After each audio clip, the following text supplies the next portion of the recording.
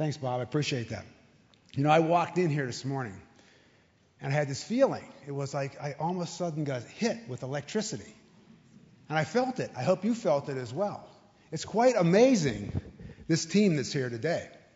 Because the amount of talent, the amount of inspiration, the amount of wonderful people that are here is truly amazing. And I could feel the energy when I walked into this room. And I think that that says a heck of a lot for Sloan people and Stanford people. And I'm excited to be really part of this team. And the fact of the matter is, you know, I feel humbled and honored to have the opportunity to be able to speak to you about a subject that's near and dear to my heart. And that's the subject of leadership. I'd like to tell you that I don't think for a moment that I understand all about leadership. In fact, the one thing that I learned when I was at Stanford Sloan was how much I don't know. And that I needed to enlist myself into a lifelong journey of learning. And I try to do that regularly. I try to study every different leader I possibly can. Not only people that are famous leaders, but also people inside my own organization. Whether they're budding leaders, whether they're people that are just beginning their journey in leadership. The fact is, I think we can learn a lesson from each and everybody that we deal with each and every day. Darwin said it best. It's not the strongest species that survive, nor the most intelligent species that survive, but the ones that are able to adapt to change are the most likely to survive. And at the core of leadership, I think that change is what it's all about. We have to embrace change because we're living in the world that's constantly changing. And how do we do that? What's the key success factors that allow us to be able to get ready for this journey of change? Well, in my study of leadership, I think that there's 4 distinct things that I look at regularly. I think the first and foremost is this concept of how do you build trust and confidence in everybody that you're around. Because the minute you lose that key fabric of confidence and trust, you lose everything there is to do about leadership. I mean, how many leaders do you know that have fallen from grace? They spent their whole career building their leadership up, but with just one incident, all of a sudden it's gone. And in fact, the way I tell people, if you want to be a leader, the fact of the matter is the sunshine is always on you. You're always on show. You have to have game time all the time. I think to build this concept of trust and confidence, it starts with making commitments and keeping commitments. This concept of having a track record of doing what you say you're going to do, I believe is so important. I also think this concept of straight talk, meaning cutting through all the nonsense. Don't obfuscate the facts. Get rid of the smoke. Cut to the core. Be clear on communicating. Say what you feel. Do what you mean. I think the second thing is, how do you craft a compelling vision? It's not that hard, but how do you craft a compelling vision? Something that energizes people around you, that get them excited because they know tomorrow is going to be better than today. That there is, in fact, hope. You know, I've seen leaders do the following. They paint a picture that you think today is bad. What do you see tomorrow? I don't know about you, but it's very difficult to follow somebody like that. I think this concept of a positive can-do attitude is so contagious. It electrifies every organization. It gets people excited to be part of who you want them to become. I think we have to do a great job of putting it together, essentially, a business case for change. Why is where we are today not right, and we have to change to go to where we have to be tomorrow? Third thing is, I think we have to demonstrate some level of competence. All the people that work around you are looking to see, what can you do for me that will make a difference? Rest assured, everybody wants to know what's in it for me.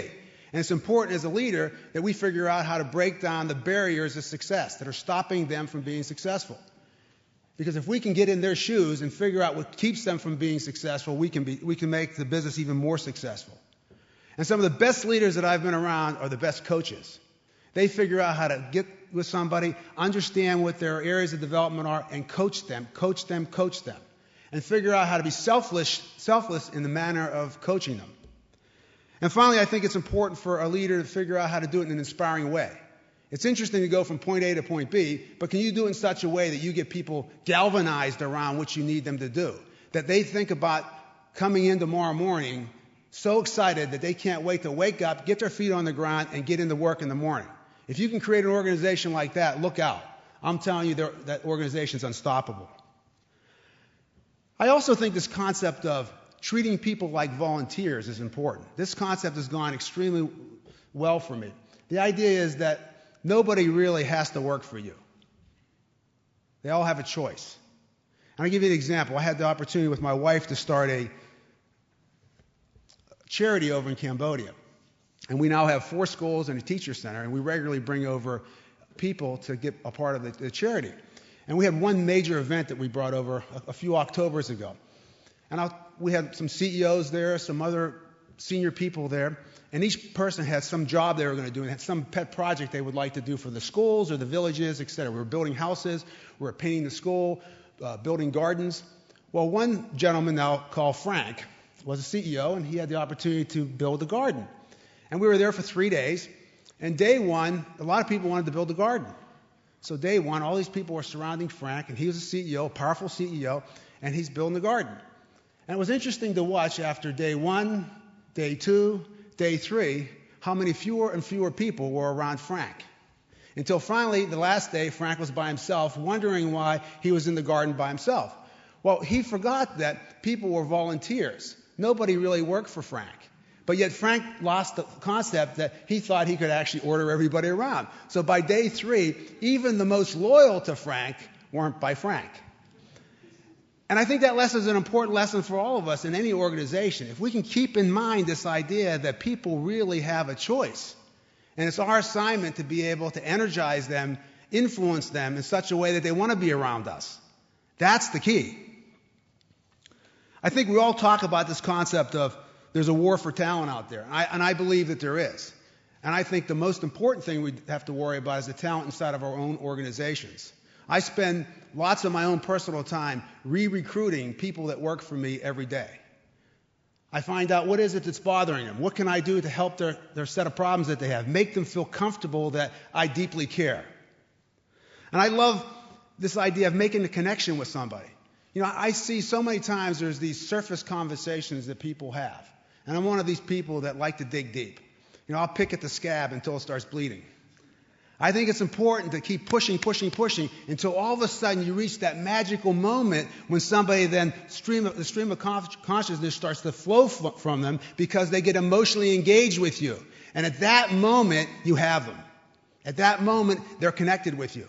At that moment, you have a great opportunity to be able to lead them to the next spot that you need to lead them to. Because you get the truth. You get the unadulterated truth. And I think that's so important in order for you to be able to lead effectively. I also believe in this concept of feedback. I use an expression, I say feedback is a gift. And it's a gift both getting feedback as well as giving feedback.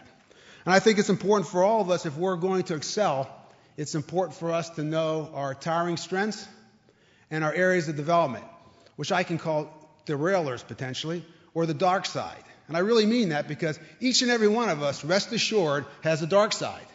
I know mine very well. I've had the opportunity to have some wonderful 360s over the years. And my particular one that I work on a daily basis is this concept of being passionate, but letting my passion go to intimidation. So rest assured, every day I kind of check myself on making sure that I don't let my ability to be very excited and passionate about things lead me to the wrong side, the dark side. But I think it's important for each one of us to know exactly what it is that is our potential derailers. And as a great leader, what you do is you got to help coach those around you to make sure that they understand those derailers and they know what to do to be able to stop those derailers from getting them off track. You know, I mentioned this concept of getting connected. And another thing I think is important about getting connected is a concept called full engagement. This is a very interesting thing because I think a lot of us are proud about the fact that we multitask.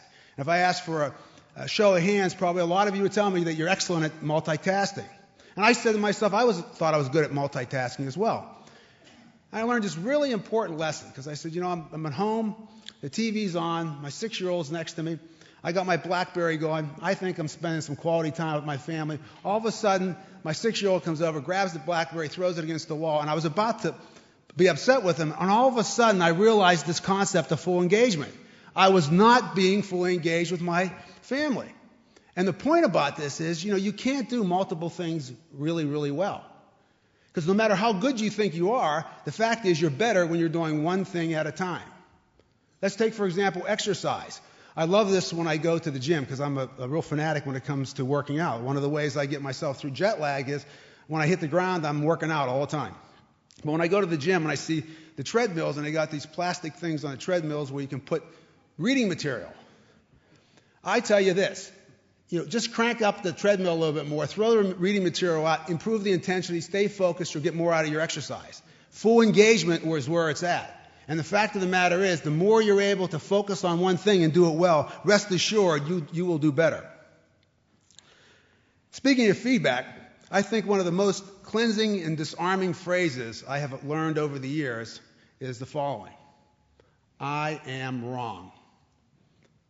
You can't imagine how disarming that is. And I learned this one from my wife. And she's just a wonderful lady. But I'd have these times when I'd get into these debates. And they would start out as small little skirmishes, and all of a sudden they were full-on debates. And you can imagine I can probably debate. All of a sudden I realized all I was doing was digging a deeper hole. And the hole kept getting deeper and deeper and deeper. And then I really realized that another aha was the fact that I probably was wrong. And the faster I said to her, honey, I'm wrong, the faster things got better. And I've taken that to work as well. Because I learned a lot more when all of a sudden I push back and I can see the organization's moving in a different direction than I'd like to move. Just saying those magic words, I am wrong, makes all the difference in the world. I also came up with this concept called the 730 rule for you gentlemen out there. It's a very important rule. 730 rule. I want you to pay attention to this. If anything I said today, pay attention to the 730 rule. It goes like this. You're eating dinner. It's about 6:30, 6:45, and you might say a few things that aren't quite right to your wife. But when it comes to 7:30, never say anything stupid after 7:30.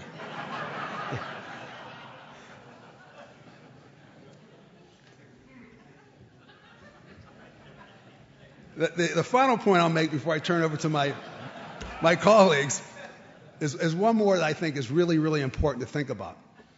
And that's this concept of building a culture of forgiveness.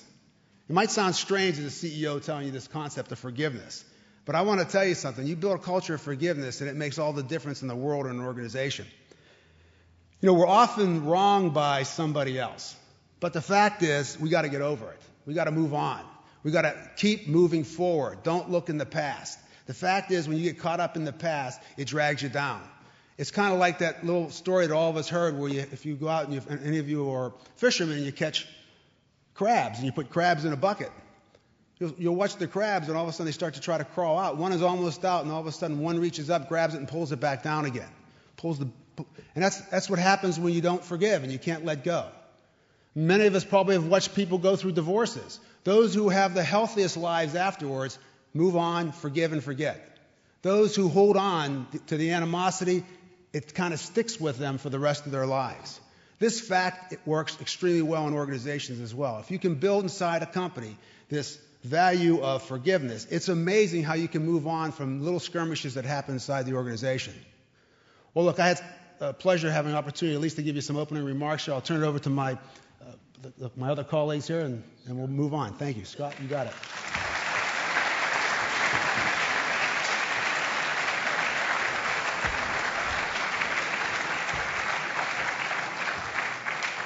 I think I should have gone first.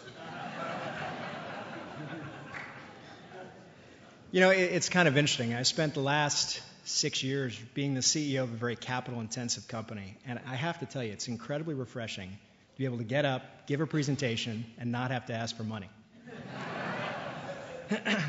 So my background is a little different than most in that I've really spent my career as an entrepreneur.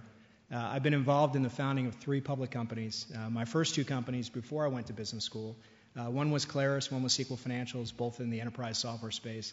My last company, Fiber Tower, was a large spectrum holder, worked with large wireless carriers. And I worked with a couple different teams. I was the CTO for the first 2, and I was the CEO for the last 1. And what's interesting is through this process, I've had an opportunity to see a lot of really magnificent mistakes get made. But I've also had the opportunity to begin to get a feel for some of the things that work well, particularly in trying to start companies from scratch. So there's 3 things I want to talk about today. One is, which is probably near and dear to most entrepreneurs' hearts, which is finding the idea. And then the second one is, how do you create the right corporate DNA to get what you want out of the company? And then the last piece is, how do you really build a high-performance team? So with regard to finding an idea, over the last couple of years, I've had the opportunity to come back to the GSB and talk to various classes. And probably the most common theme I hear is this intense desire to be an entrepreneur, but they weren't struck by lightning. They don't have a great idea. And one of the things I tell the students is that entrepreneurship is not an event.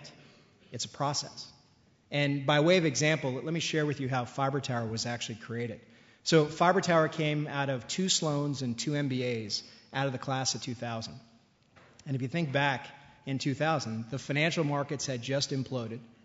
Most VCs were, sort of licking their wounds from some really silly investments that they had made. It was a really tough time to want to be an entrepreneur. But the 4 of us had worked together over the year and really had a passion to try and do something that we could be proud of, that we could be excited about. And the problem was we didn't have a great idea. So what we decided to do was to come together for 6 months in a search process where we would do a deep dive into a couple of industries, one of which was actually wireless. And the interesting part is, after going through that deep dive, many of us had technical backgrounds, the challenge wasn't finding a great idea. The challenge was picking from the multiple things that we found and having the discipline and the conviction to actually commit ourselves to one of those ideas.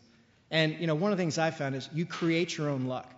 You can never be successful if you don't take the first step. And in entrepreneurship, it's about making the commitment to that idea and moving forward. It may not work, but you're never going to find out unless you take that first step. The second thing, and this is probably the single most difficult thing for a founding team and also really for a CEO, which is, how do you build the right corporate DNA? How do you get the right people in your organization? And how do you create the culture that you want to be part of? It's kind of interesting. In my first 2 companies, ironically, in each of the companies I've started, I didn't come from the industry that company was in. But in the first 2 companies I was involved in, I think we used a very traditional approach to how we recruited people into that company, which was, in the enterprise software space, we went and found industry domain experts. If you didn't have 10 years of experience, we didn't want you on our senior management team. We hired people from our competitors and so forth. And the irony is, with a little bit of time going by, one of the things I see is that what we got was a very predictable company. It was successful. But what we lacked was the ability to innovate. We looked like everybody else. We lacked the ability to make that leap ahead and ultimately dominate a segment of an industry. And in both those cases, those companies were ultimately acquired, the products were acquired by larger players in the industry. I mean, it's a good outcome, but it's not what we set out to do.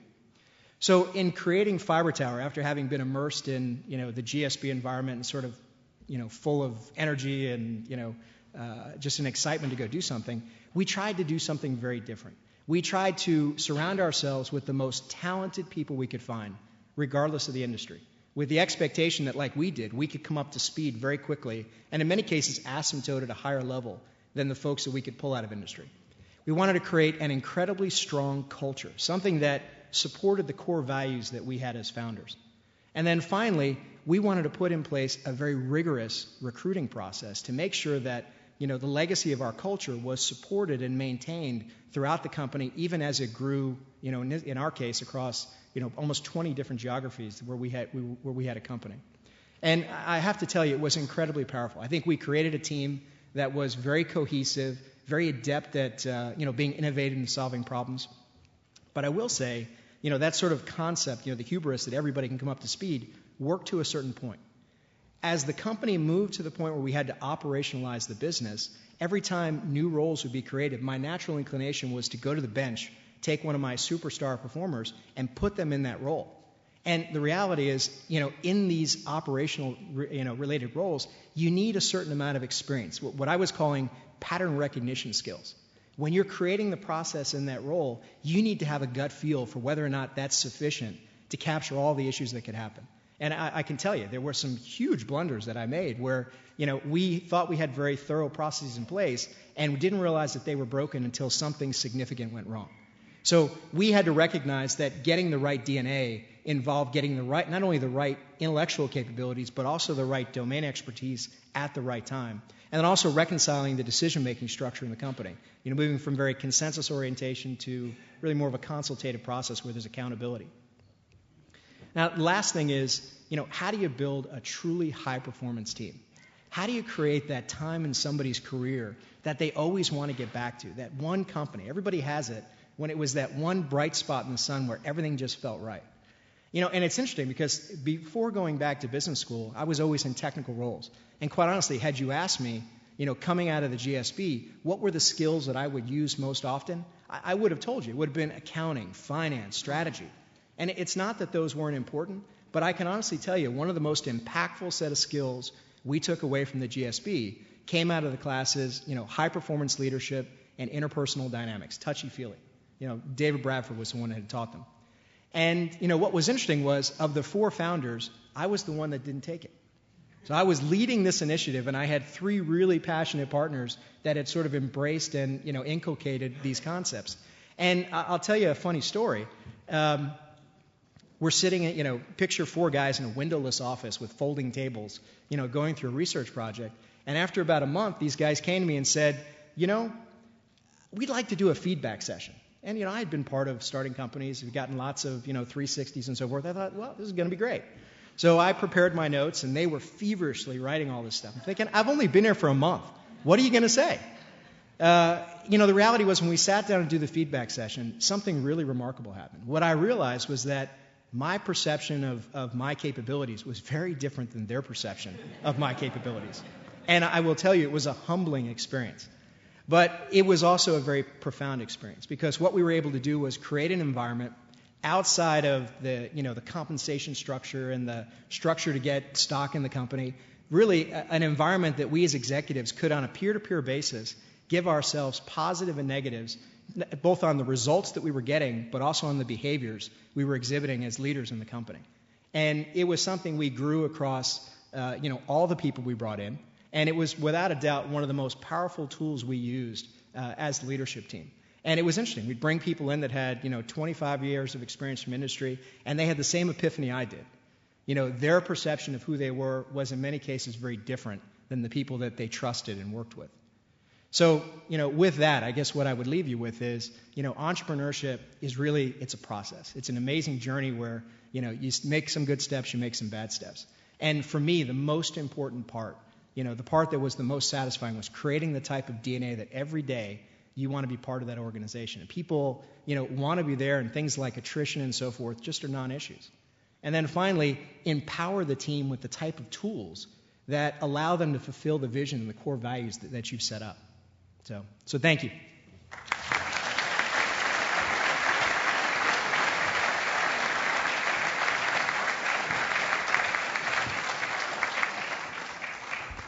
Well, good morning. I thought in my laconic English fashion I might just share a couple of stories and perhaps offer one observation. 30 years ago, I was working at the British Treasury. I was the principal private secretary, or the chief of staff, to the head of the department, a brilliant man, Lord Crowham. I was in my late 20s, a bright young thing. Some things have changed. Dennis Healey, the Chancellor of the Exchequer, was at Heathrow, about to board a plane for Washington. And he received a phone call telling him he could not leave the country. The Bank of England had run out of money. Inflation was at 30%, unemployment was at 12%, and the pound was in free fall, and the official reserves of the country had been exhausted. The IMF duly arrived. We were bailed out under the most stringent conditions. This is 1976. It's hard to believe. The government failed as soon as those taxes were increased and the spending was cut. The political consensus fractured. The miners went on strike. There was a prolonged period of social unrest. And a passionate advocate of competition, markets, and personal freedom came to power, the Blessed Margaret.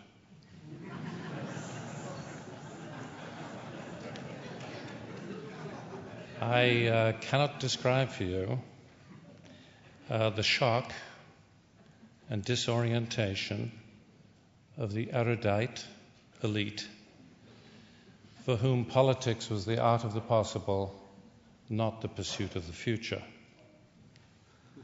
I will simply say that I learned once and for all, and I carried this lesson into business, that you'd better understand the environment within which you operate. And to do that, you have to get out of the bubble. And no group of people, no company, no department, no university has a lock on information or insight. And the more you get out there and challenge yourself and engage the external world, the better it seems to me you and your company are likely to do. And so you spend a lot of time with customers. You spend a lot of time with your competitors. You spend a lot of time with the next generation of leaders within your own company. You surround yourself with confident people who will challenge you. You talk to the mercurial fourth estate and even the occasional unworldly academic. I think the second story goes like this. It's August 1991. I'm in my early 40s, the vice chairman of Salomon Brothers, forged in Europe, battle-hardened in New York, fresh from Asia, a Stanford Sloan, the new face of global capitalism. The world is my oyster. A decade of decadence beckons.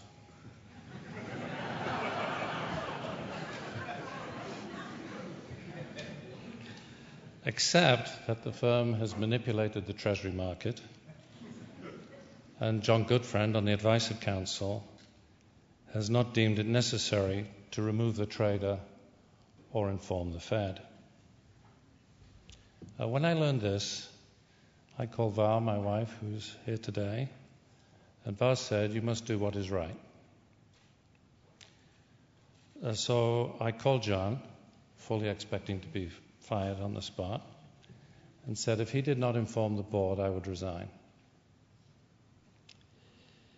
Pandemonium. Warren Buffett to the rescue. John removed, license suspended, appearances before the Congress, criminal investigation by the Justice Department, and so on. Warren asks me to be the new CEO. Financing was hard to find. The banks disappeared. The public pension funds hung up the phone. We disposed of $100 billion of assets in 10 days. We ballooned the losses. A third of our people went down the elevator, never to return. Touch and go. In the end, the firm was stabilized. The business recovered.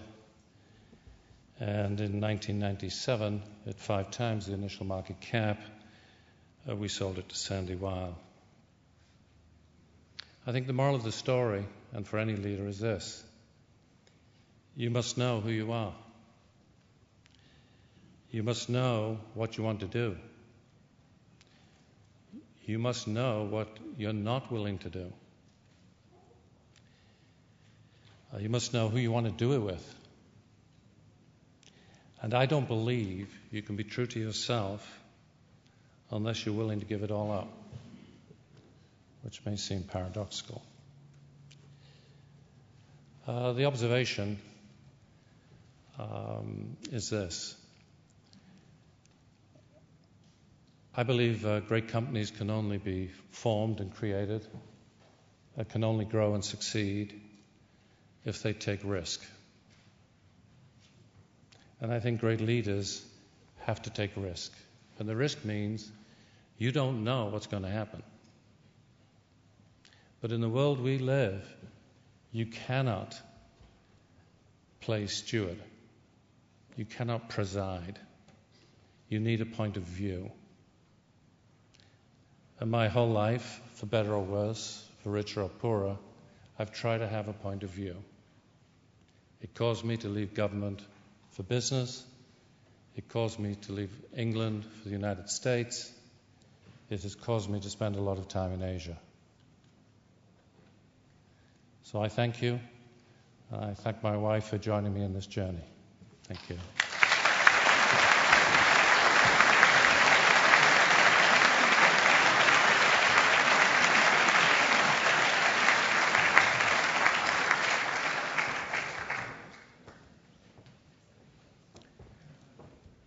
It's never desirable to be last, particularly after a panel like this, and then be expected to come up with new ideas. But I thought I might give you a perspective from somebody who, as was suggested earlier, spent their whole life in a large organization, and might give you my observations of what effective leadership might be about. First of all, I think a leader has to have vision, and I know that's a misused term in many cases, but to me vision means some idea of what the future ought to look like. And then you need to set some goals to try to achieve that vision, and I'd argue they should be very few goals. I've seen planning done in my own company in which we'd set out 8 or 10 goals and a group of subset objectives, and we'd lose total track of what was really important. But 3 or 4 goals, I think, is critical to focus your attention. Finally, I think it's obvious an effective leader needs to be able to motivate people. And I think that means you need to understand what does motivate people, what levers to pull, what not to, and when. When I got an MBA at another institution, they had a course called Human Relations, which was kind of new at the time.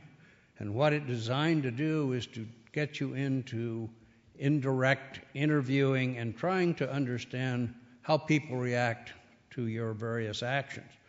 As a matter of fact, it was considered by some at the school to be inappropriate because it was like trying to not just motivate people, but control them.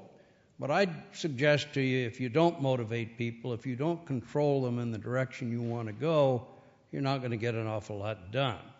So I think motivation's a key issue. And I think the most important of all is integrity.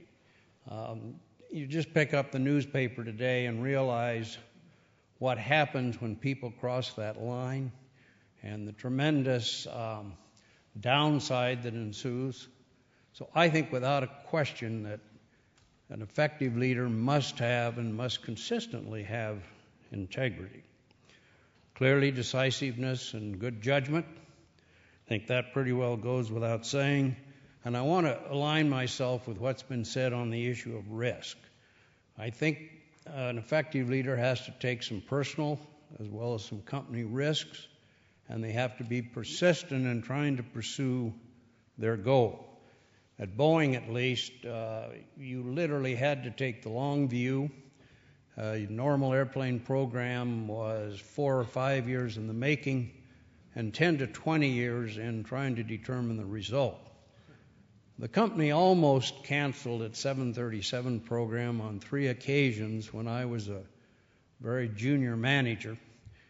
And thank goodness the senior management at that time decided to pursue it. And of course, it turned out to be their most effective, most profitable program ever.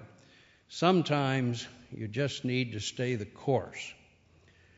I think in that regard, leaders need to have moral courage. Your decisions aren't always going to be popular, and even if they are at the time, people may tire of the effort, but you need to stay that course. I want to congratulate this school and others like it for giving mid-career people an opportunity to take a useful sabbatical. In other words, to step aside from their own focus and to try to broaden their perspective. I know of many cases at Boeing where very senior engineering managers couldn't make that next step because they couldn't reach out to people beyond their immediate functional area. They couldn't relate to financial people or marketing, and that becomes absolutely essential if you're trying to achieve a top-level job in a major company. And finally, and I also want to align myself with the panel on this one, you need energy. You need to be willing to devote the time and the effort to make your management effort successful. And if you're not willing to do that, then you're going to be an awful lot happier at a mid-level or an individual contribution kind of a job. You just need to devote yourself, and sometimes, and I think true in my case, as my wife Harriet might acknowledge, you lose touch with your kids, sometimes with your wife, but I think they all turned out very well, and I'm delighted that I took that choice. I might close just by saying, making a few comments on what it takes to get ahead, and I think the answer basically is to try to be in the right place at the right time. I know that's easy to say and not easy to do, but if you're going to work for a large enterprise, try to figure out where their principal management attention is going to be. Is it on marketing? Is it on finance? Is it on production? And if you can, get into that kind of a discipline early on, because you're more apt to have an opportunity to get the attention of senior management. I'm a belief in mentors. If you can find a mentor who will help you along the way, clearly a great idea. Try to not get too focused in a clique in your individual functional area. Try to see if you can reach out to people outside of that. All of that saying, yeah, it's political, but big organizations are political, and you need to be able to understand what it takes to succeed in that. With that, I know you'd all like to have at us, so I'll quit and turn it back to Bob.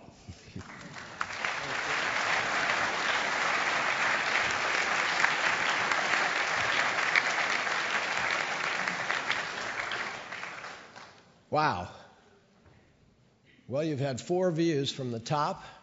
The most amazing thing about Sloan Fellows, I think, we have lots of people come here. We tell them to do something like that. They never do it on time. Here's 4 people. We said take 7 to 10 minutes. We're absolutely ready for the second half of the session. Questions? Who wants to be first? George.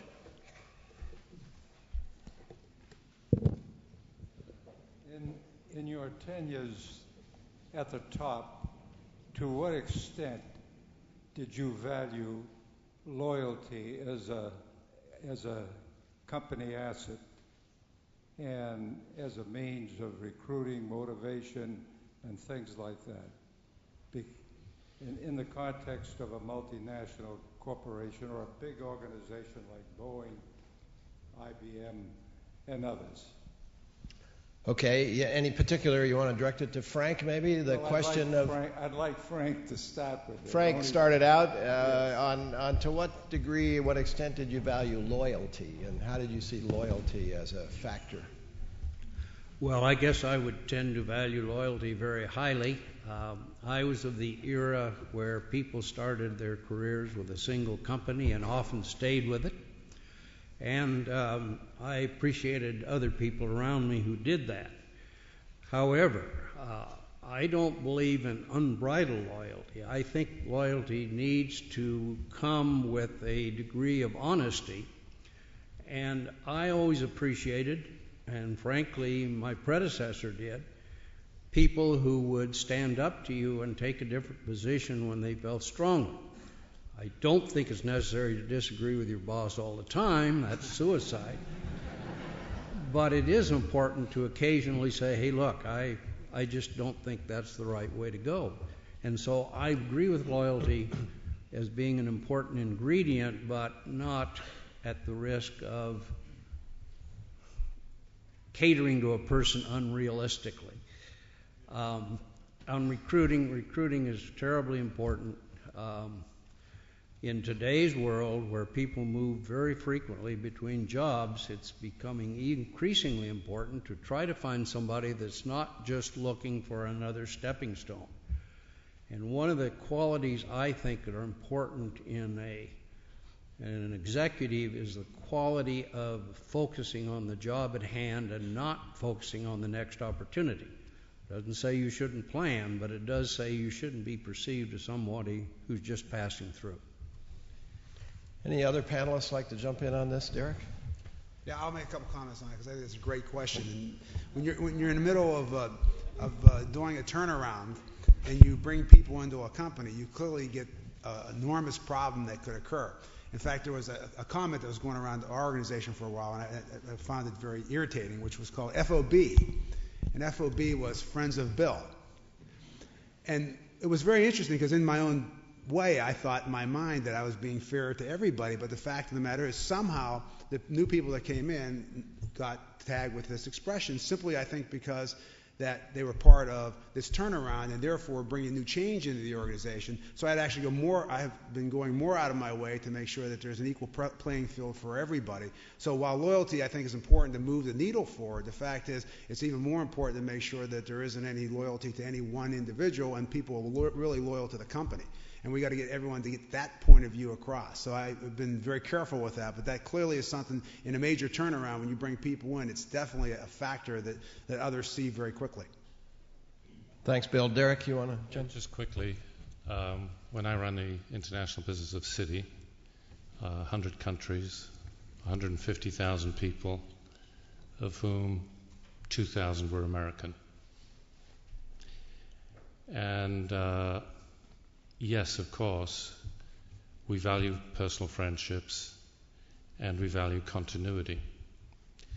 But I think the key to retaining and motivating, attracting a highly talented workforce is to focus on what I would call professional loyalty.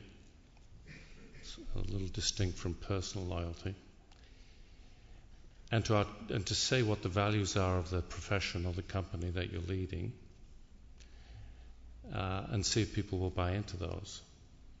And for us, it was everyone, whatever their nationality or race or gender, has a real shot at every job. We're not running the country club. Secondly, that merit and performance will be scrupulously monitored and discussed and will be the basis for advancement. And third, the economic incentives and rewards will directly reflect the personal contribution. One of the reasons private equity has flourished is that most public companies do not observe these simple precepts.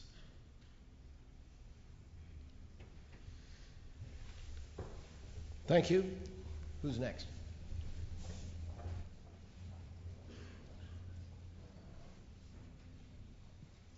Well, first of all, I'd like to say congratulations to Stanford, the GSB, the faculty, staff, and this body assembled on a great and continuing program.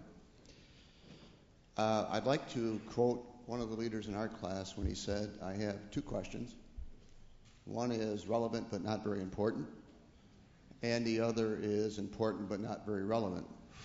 So, to the first one, and this is about the 730 rule in the I am wrong statement. In the Midwest, we have something that covers this. It's called the theory of holes. That is, when you find yourself in one, quit shoveling. Okay. But the question is, do you say I am wrong before or after 7:30?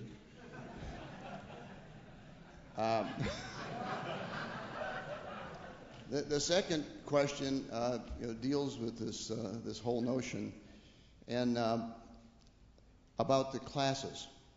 Now, in all deference to the classes of 2007, 2008, 2005, 1977, and 1963, there seemed to have been a gross oversight in the failure to mention the class of 1975.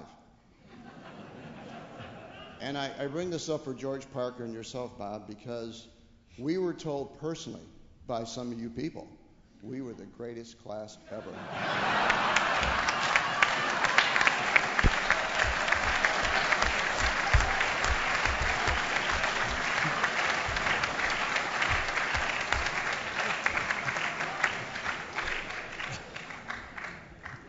Bill, you want to talk about the 7:30 rule? I'm embarking on my 50th birthday, and I have not yet had the wisdom yet to say I'm wrong before 7:30. If your class will see me afterward, I'll tell you. I'll tell you exactly where you stand. Do we have the mics? Yeah, Murray, right here. I have a question for Sir Derek. For your point of view, in the next few months, around $350 billion of underwriting commitments are coming to market, and there have been some problems with underwriting commitments clearing the underwriters' books in the last few months. And if these deals going forward have trouble being passed on to market activity and they stay on the underwriter's books, what impact is that going to have on your private equity business? The KKR has been in business for 31 years. It's been through a number of economic cycles, and the returns are typically highest after a market disruption, and that's what I would expect this time. The $350 billion leveraged loan commitment that the banks have made is now simply a negotiation between two large, sophisticated pools of capital. The banks who want to mark the loans from 98 to 92, and pools of risk capital that are perfectly happy to take it at 92. This will work itself out. The much greater risk is the $1.4 trillion securitized asset market, which has been sliced, diced, and distributed, which is not transparent and is impossible to value. And if there's a threat to the economy or a structural change in capital markets, it will come from that, not an argument between the rich and the powerful.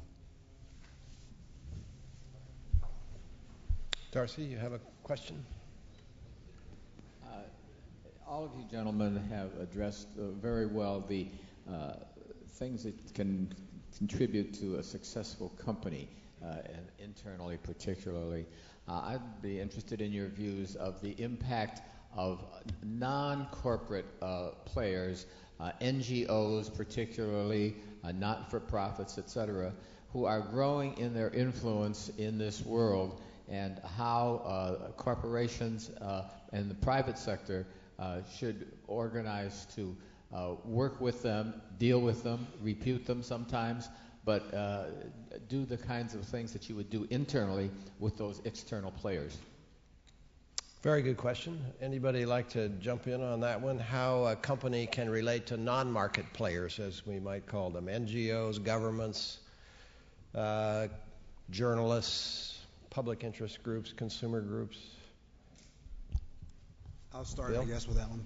Yeah, that's an important factor of major influencers on the company. I think what we do is we actually prioritize some of the key influencers that are NGOs and governments and make sure that we understand what their point of views are and assure ourselves that we're not stepping on any toes in any of the particular transactions, any of the particular policies that we may have in any one country or anything that we do across the world. Most notably, let's take one that's become very powerful over the last 5 years, and that's Greenpeace. And we weren't that serious about them a few years ago, and we found ourselves at the bottom of the list of Greenpeace. And quickly, a lot of our customers had sent us nice notes to explain to us how important it was for us to get up in the rating very quickly. So after that experience, we then thought through the fact that we have to take these organizations a lot more seriously and make sure that we kind of rate their influence and make sure that we're, in fact, understanding their positions and being in a spot where we are, in fact, doing the right thing by our own principles, but yet being able to make sure that we're the key influencers are out there, that we're able to influence them. So in that particular case, almost overnight, we were able to move our ratings up pretty dramatically, but it was just the sheer fact of making sure that that became on our radar screen, which it wasn't before. Frank, you have a thought about this? Well, for many years, Boeing has had a program in Seattle and elsewhere that loans executives to nonprofit organizations to try and instill some management techniques, and also to try to impress the Boeing executives with what's going on in the broader world. This is not just a small program. They've frequently added up to 30 to 40 mid-level to somewhat senior executives in the community. We think that's important because in Seattle and formerly in Wichita, Kansas, and in other cities, we are a very big factor, and the ability of nonprofits to function effectively depends on the kind of support that we would give them. I think this has been a very successful program. We've learned some things about the community we wouldn't have otherwise learned, and I think these organizations have appreciated the help that's been provided. So that's one way they're trying to address that interface that you speak of. Couple of hands up over here. Sandy, thanks. Great, thanks, Sandy. Hey, appreciate all the time and effort for the panelists getting involved this morning. That's great. We appreciate it. It's very dynamic. And I guess an open question for you on defining moments, epiphanies, whatever you want to call them. Are there some examples that you have in your careers where you've had a defining moment? What were they, and what did you do with them? Defining moments, sort of career-breaking, career-making, something like that, or changing? Yes, Scott? So in the first company I was involved in starting, it grew very quickly. And after it had gone public, I remember taking a trip and visiting one of our remote offices and sitting in on a strategy meeting. And after about an hour, I had this sort of out-of-body experience. I thought, how did these people get in my company?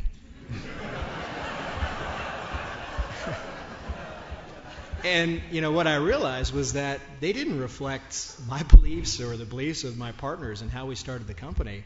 I don't know if they looked more like the companies they came from or maybe the people that had hired them. But it was the first time in that organization where I can honestly say I felt more like an employee and less like an owner. It was incredibly demotivating, but it was also a tremendous motivator in terms of making sure that never happened again.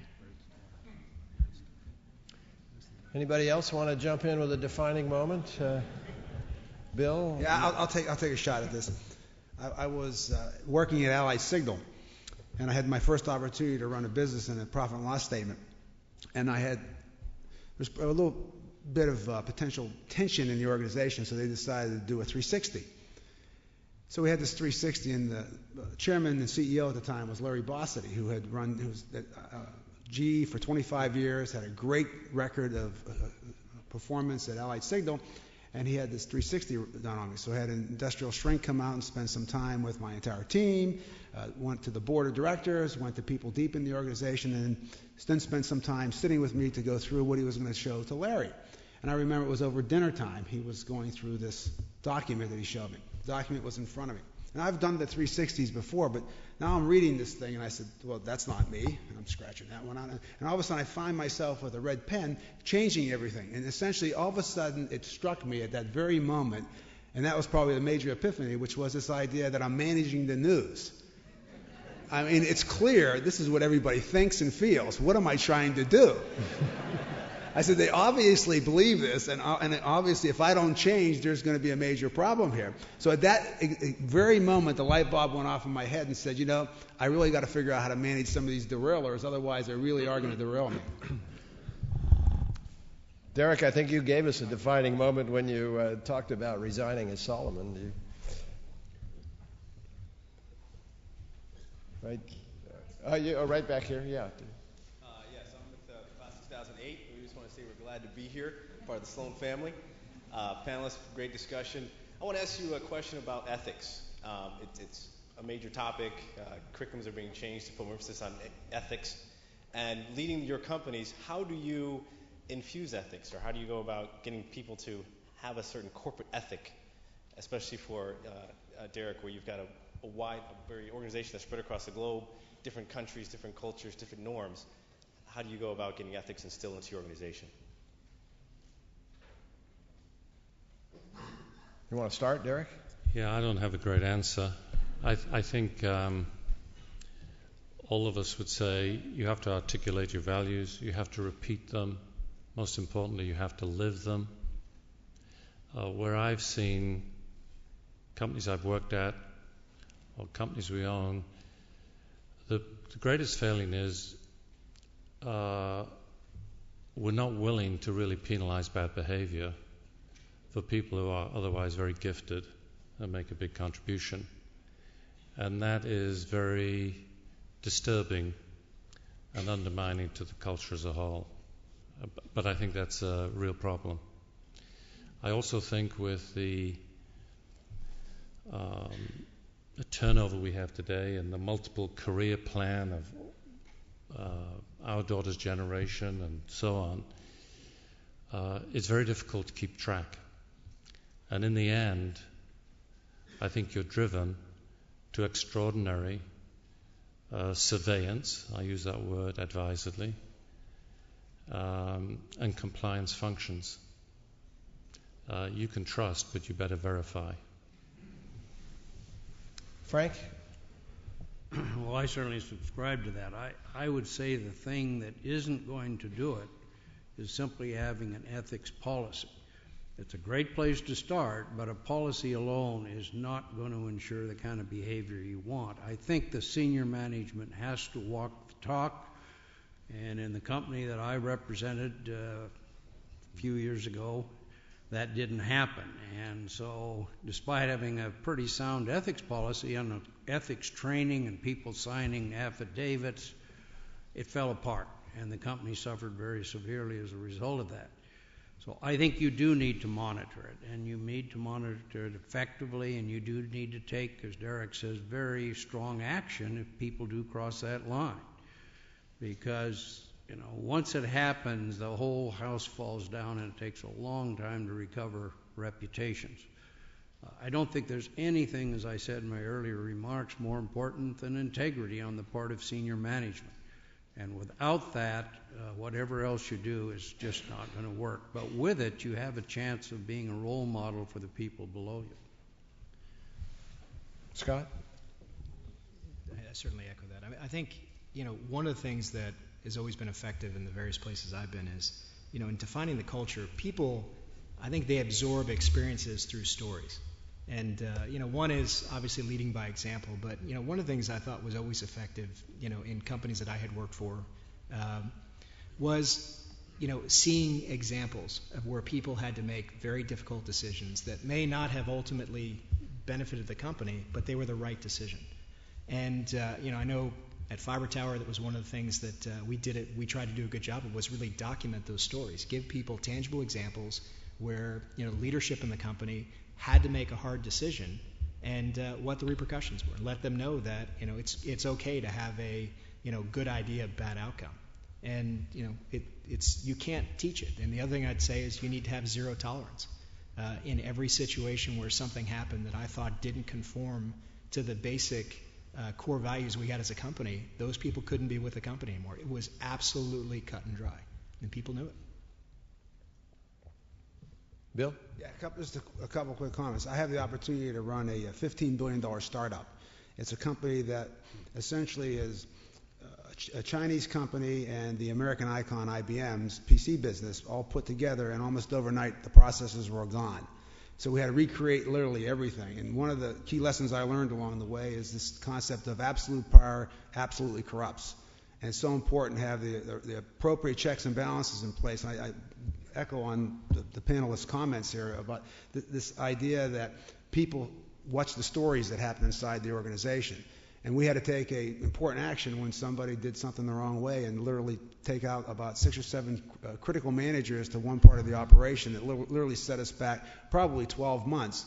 But the sheer fact that we did that action sent the appropriate message to the entire organization. That story's been told over and over and over again of how important integrity is, and there is a zero tolerance.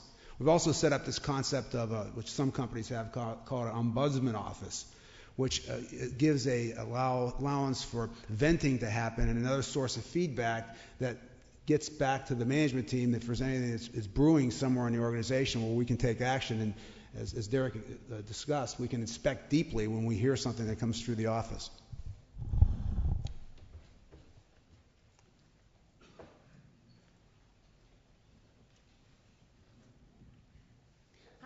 Teresa Elder from the class of 1997, and at last count, I think we have 28 members of our group here, which is 59% of our class coming back to our town. So, just wanted to say that right off the bat. You know, you were in the best class ever. Thank you. Well, you know, we've been told that many times, as I've had the pleasure of sitting on the advisory board for the last 10 years, and yesterday we had a very robust discussion about a key issue, and that is succession planning in corporations. And each of you has obviously had some key roles in the many firms that you've been part of. Can you give us some insights into how you have dealt with succession and finding the key person to run those businesses after you moved on? Good question.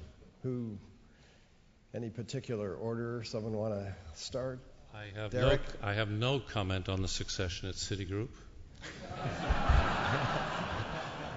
But I would say, serving on the boards of directors of both British and American companies, if you would forgive me, the separation of roles between the chairman and the CEO in the case of the British system of governance does provide, I believe, for a much better way to approach a difficult question of succession.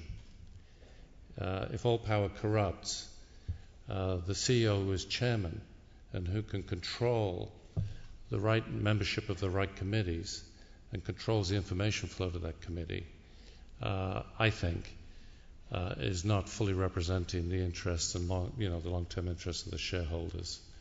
I can talk in these obscure terms for days, but I think you understand my meaning. Scott, any thoughts on succession, or Bill? Or? Yeah, I mean, the one thing I would share is,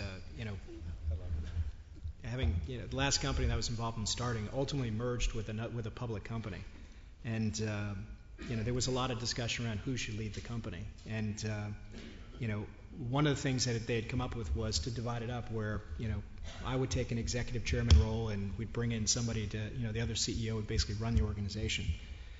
And, my basic belief was that it's very difficult as you're going through a transition as an organization where you've got, in my case, a lot of people that were in the organization that I had, that I had been responsible for bringing in. It would be very difficult for the new CEO to be successful with me still there. Because invariably, if you can't keep the basic, lines of communication and chain of command intact, you invalidate the capability of the CEO. So what we did was we brought in a non-director chairman with the expectation that as the new teams were coming together, we would have an unbiased view of what the right mix of talent would be in bringing these two organizations together. And I agree, it was incredibly effective to have somebody that wasn't biased, only focused on shareholder value and solving the problem for our customers. Bill? Yeah, we didn't have a people process in the company like we would like to have had. So we started this process called Operation Human Resource Planning. A lot of words, but essentially what it is every 6 months we go to every organization, understand the organization structure, how it's put together, roles and responsibility, who the key players are, how they're stack ranked, who's got long-term potential, and then the succession plan behind it. This is an enriching discussion that we have, and it's amazing how this energizes the entire organization. By creating this process and regularly going to inspect it, all of a sudden you get a real sense of who the top talents are in the organization, where the gaps are, where you have to go on the outside to fill some of the gaps, and what some of the key development plans and activities you have to have inside the company to bring talent forward. We're using that similar approach at the CEO and board level to make sure that we understand who's available out in the industry that could actually take some of the board jobs as well as taking the CEO / some of the top senior management jobs. Frank, you've seen a lot of successions. Thoughts on this? Well, it hasn't all been successful. I think I'd take some issue with Derek, although it's a subject of another meeting, I'm sure, about whether we really need in all cases to have a separate chairman and CEO. But I do think there's one thing particularly important in certainly old, long-established companies, and that is to ensure that the succession at the critical point includes outside candidates. For many years, Boeing did not include that, and we picked from within, and I don't sure we always got the best person. But I think it's at least important that the committee that looks at succession look outside seriously and not just as a matter of course. And I think that's true of almost any company, but certainly those that have been in business for a long time and are more apt to be ingrown. That would be my comment on it. We had a very elaborate succession policy, and we twice a year reviewed a whole list of candidates. Some of that was for show, I think, in hindsight. It did help us canvass a broad look, but succession, if it's going to be effective on an internal basis, has got to start when the employees are mid-career, not until they get to the senior career, or you may miss some real opportunities. So I think it needs to be broad-based. You need to look at people when they're relatively young in terms of potential, but you also need to look at people outside and weigh that against internal candidates. Where are the microphones? We got lots of hands, a few mics. Okay. Go ahead. Yeah. My question is about the future. We talked about the experiences you lived in the past, and the world is in a big change. Now you got Bill running a company he just described, a Chinese and American company. Sir Derek around the world with KKR portfolios, not only in America or Europe anymore. And I'd like to hear from you your comments on how do you see the world going in terms of the BRIC countries, the aging population in Europe, and what's going to happen in your view? What's going to happen in the future, guys?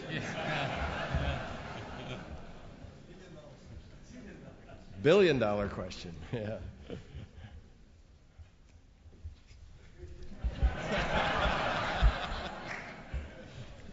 I'll take a shot.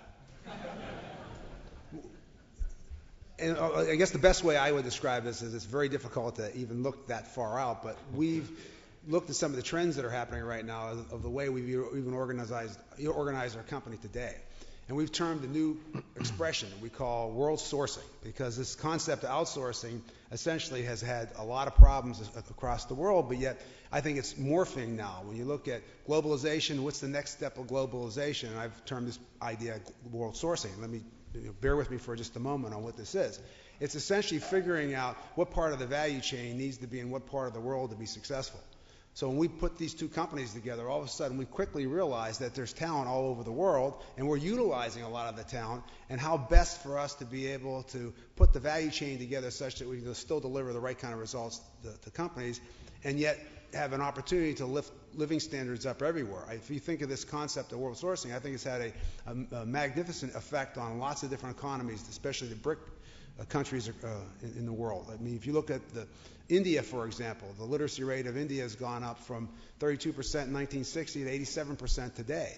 The middle class has swelled to 250 million people today. But at the same time, people don't realize they lost 2 to 3 million domestic jobs when foreign brands moved in the automotive industry, in the computer industry, and in the soft drink industry, as 3 examples. So everybody has dislocations that occur, and unfortunately, a lot of times countries want to focus on just those dislocations. And I think new companies have to figure out, how do you evolve in this new world? As an example, what we've done is we have no headquarters any longer. I think this is an interesting thought, because it just kind of woke up one day and we said, why do we have a headquarters anyways? Because anytime I see a company with a headquarters, what happens is there's this unnatural gravitational pull to the headquarters. And it's amazing all the politics that occur at headquarters, and all the things that go to headquarters, and all the things that happen at headquarters. And really, there's no products that are built in headquarters. So we came up with this concept, which is very wearing on bodies like myself who have to travel all the time. But the fact is, there isn't a headquarters. And the headquarters happens to be where the congregation of the most senior managers happen to be at one particular time. But it's a different way to manage, and it's had profound effects on the way people operate inside the individual P&L operations. They're a lot more empowered, they're a lot more accountable, and they feel like owners of the company. So I think that might be at least a trend of what the future might look like with respect to how do we cope with this next phase of globalization, because every company is going to be affected by globalization, whether they like to believe it or not. They are affected by it. I'm simple-minded. I think Japan and Europe have stable to declining populations, low rates of growth, mature markets, tough competition for market share. They're important, but they're not the future. I think that the United States, if it has another 10 years like the last 8, will be compromised, because we're not conducting ourselves globally in a fashion that will assist American businesses meet their goals. We are finding increasing resistance, and at the same time, we are failing to generate any national savings. And our external deficits will come to haunt us. I have no doubt. I have been a fan of Asia for 25 years. I think if you look at the growth of demand and the fact that they are the largest suppliers of capital in the world, there is no doubt that the center of economic gravity is shifting. And with that, the political center of gravity. Russia is an oil state, and I choose not to go there often.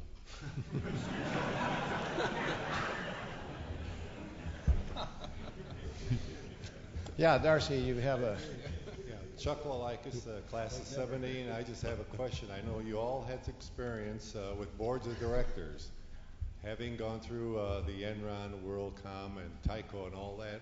What is the real role for a board of directors? And as a member, can you do more than one job at a time? Good question for those on boards. All you guys are on boards, but I mean, Frank and Derek, you want to... Well, I think the principal role of a board of directors is to oversee the direction of a company, not to oversee the detailed operation of a company, because when you meet, let's say 6 times a year, plus or minus, and you spend a day or so preparing for each meeting, there's no way you can know everything that's going to go on in that organization. What you can do is make sure both the tone and the direction of the company is sound. And frankly, that's a tough role for the board, even at that level, but they cannot get into the detailed operation of a company, and if we expect them to, we've got to find another system. I want to take advantage of the fact I'm talking to make one other comment I should have made earlier on succession. The other thing I think that's absolutely critical in succession is that it be done and over with. For a chairman under our system to stay on the board, one of 2 things are going to happen, both bad. Either the chairman backs off and doesn't make a contribution, or he continues to be involved and overshadows his successor. So I'm very strongly of the opinion that in the U.S. system, when a chairman leaves, he should leave the board as well. Now, that doesn't mean there can't be a short transition period, but staying on the board for 5 or 6 years, I think, is a terrible move.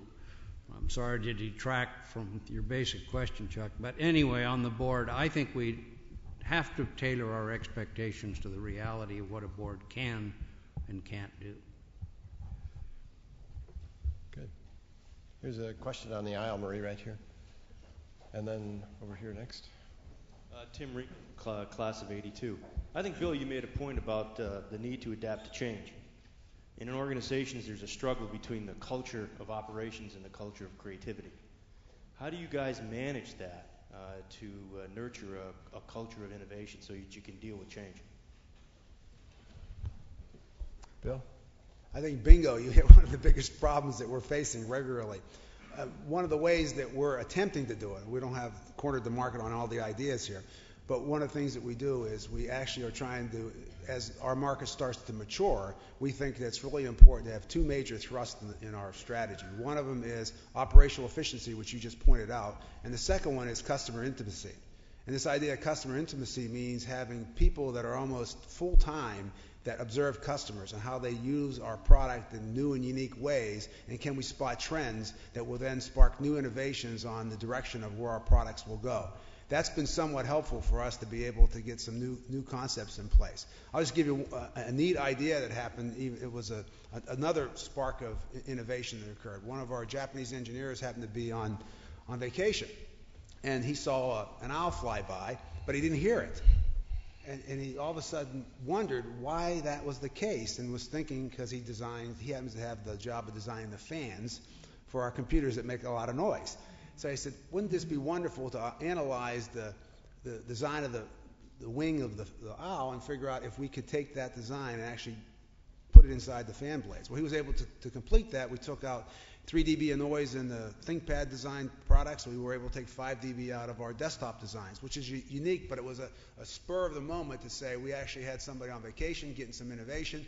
But the idea is then, which then triggered in our mind, is more chances for people to be in different environments. I think Derek made this point that we all become richer if we're able to have more exposures to different people. And if we get out of our elements more often, we all of a sudden get a chance to get innovative. So what we're attempting to do is actually get people to have meetings in several spots in the world so they get different experiences with customers, with different environments, so they can then spark some of their creativity. Derek? You have a view or a plan. You create a constituency with the board and key managers. And then third, and I haven't always done this well, you remove the obstacles to change. You don't waste your life trying to persuade them.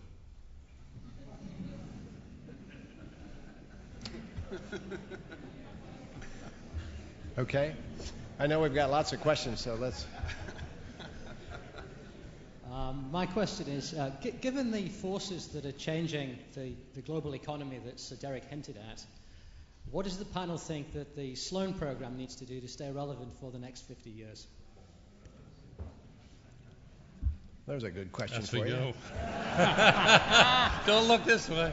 No, wait a minute. We have a Sloan advisory board. That's what they talked about yesterday.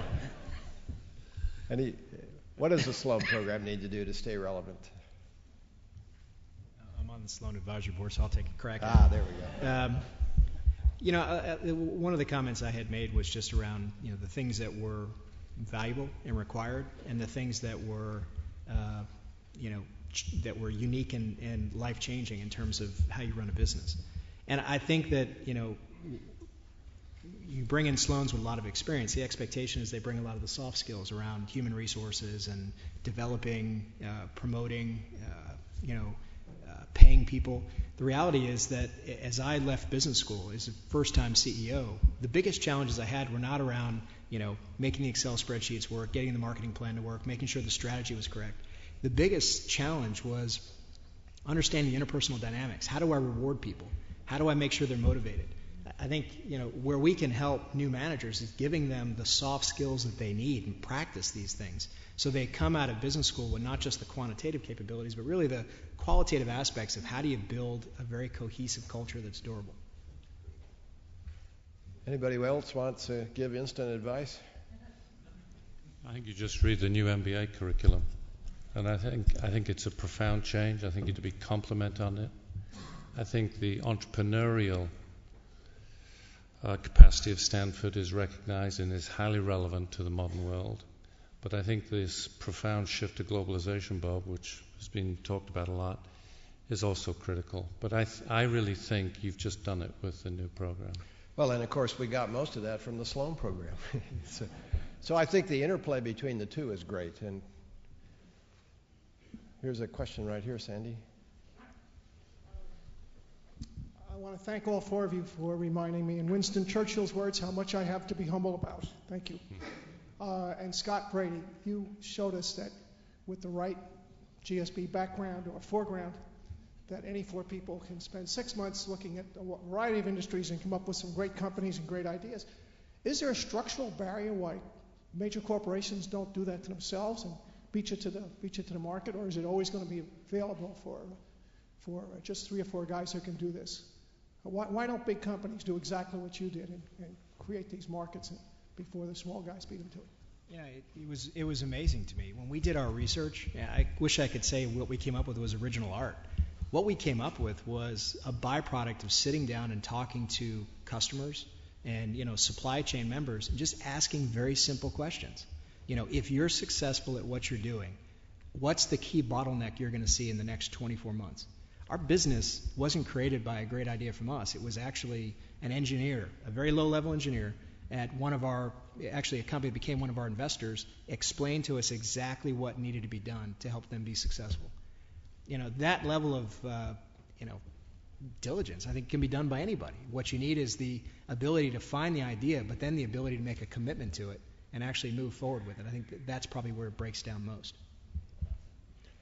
Any of the big company people want to talk about what are the barriers in big companies to doing what Scott did? The biggest barrier I see on that is the fact it's very hard to eat your children. That's the biggest problem, is the fact that you got this revenue stream that's going, a new idea pops up, and in fact there's corporate antibodies that figure out how to try to kill that new idea. And we were working really hard to try to drag those kind of things up, but the fact of the matter is it's this massive momentum to keep doing what you're doing, and people just don't like to change. And they're saying, hey, we're winning, and the worst thing that can happen is when you're highly successful, it's even harder to do that, and that's because people don't want to change. So that's the secret, is can you keep a company alive and well? I mean, the history of corporations is not that good. If you go back to 1917 and say how many companies have outperformed the market from 1970 to the day, you might find one, I think, is GE. I mean, there aren't many. So the fact of the matter is that none of the big companies have been successful being able to do this, and we have to figure it out, because I think you hit on a great point. And otherwise, we'll essentially lose our business model, and we won't be in it any longer. Frank. Well, I agree with what Bill said. I think one of the problems in a big company is exactly his comment. People don't readily embrace change. And a CEO may be in the job, in my case 10 years, but today maybe 5 or 6. And when you try to implement major change, your successor is probably going to go a different direction. We tried to put in just-in-time inventory, the Six Sigma program, quality. We sent people to Japan on many study groups for over a period of years. And some of that has taken, but an awful lot of the potential got lost over time. And it's very tough to move a big corporation from what they're comfortable doing. And you have to take the long view, a little like the earlier question on what do you do to take care of innovation as opposed to operations. Well, I think the senior management has to be willing to look to a long-term future and disregard all the pressures from stock markets, investors, to live day to day. In Boeing's case, and it's kind of classic, we make most money on derivatives of current models. They're highly profitable, and there's a tendency to want to do a derivative rather than a new airplane, which isn't going to produce money until about 10 years out. So you've got to be willing to take that risk and have a long view, or it's not going to happen. And change is pretty much the same way. And as all four of our leaders said, leadership is about change. I wish we had more time, but we've reached the point where I'm going to call this session to a close. But before I do that, I must say it's the first time ever at the Stanford Business School we've done a 4-time view from the top simultaneously. I'll have to tell you personally, it's the best one ever.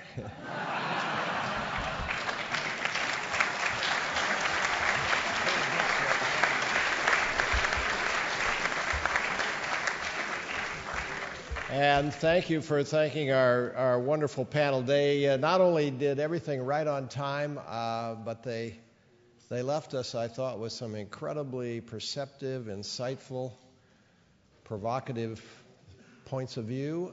They obviously spent time thinking about this and delivered their comments to you with refreshing honesty, candor. I want you to know I'm giving them each a little gift, and thank you, panelists. It's been fantastic. Thank you.